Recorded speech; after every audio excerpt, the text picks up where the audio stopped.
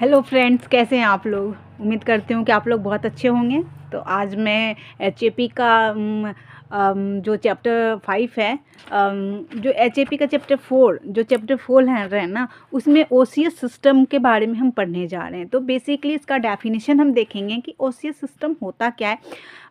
लेकिन दोस्तों एक चीज़ पता है आपको, ओसीएस सिस्टम थोड़ा सा अलग सा लगता है, पता नहीं होता पहले, पर स्केलेटन तो सबको पता होगा। तो जो स्केलेटन सिस्टम है ना दोस्तों, उसी को ही हम ओसीएस सिस्टम भी कहते हैं।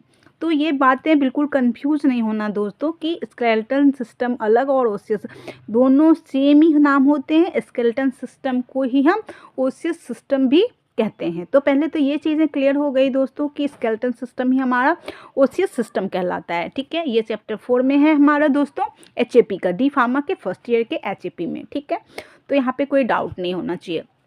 अब ये है कि हमारा ये ओसीएस सिस्टम जो है या स्केलेटन सिस्टम कहते किसको हैं।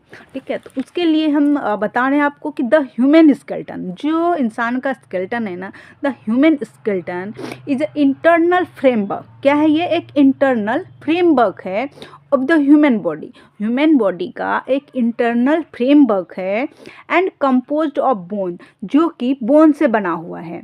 मतलब ये ऐसा सिस्टम है ह्यूमन बॉडी का इंटरनली, जो कि स्केलेटन सिस्टम से मिलकर बना होता है। और स्केलेटन सिस्टम किससे? तो वो बोन से मिलकर बना होता है। तो बोन सिर्फ बोन ही नहीं होता, बोन के साथ साथ कार्टिलेज होते हैं, ज्वाइंट्स होते हैं, लिगामेंट्स होती है, टेंडन्स होता है। Count for about 20% of the body mass. यानी कि जो ये स्केलेटन सिस्टम होता है हमारा, जो बोन्स होते हैं ना, वो पूरे बॉडी मास के 20% सिर्फ ये बोन होता है। यानी जो हमारा कंकाल, जो तंत्र कहते हैं ना, वो होता है। तो इसी को हम ओसियस सिस्टम कहते हैं, जिसकी जो कि बना होता है बोन से, कार्टिलेज से, जॉइंट से, लिगामेंट से, टेंडम से, और ये पूरे बॉडी का 20% मास होता है।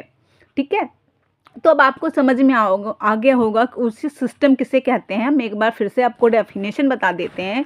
The human skeleton is the internal framework of the human body and composed of bone, cartilage, joints, ligaments, tendon, accounts for about 20% of body mass.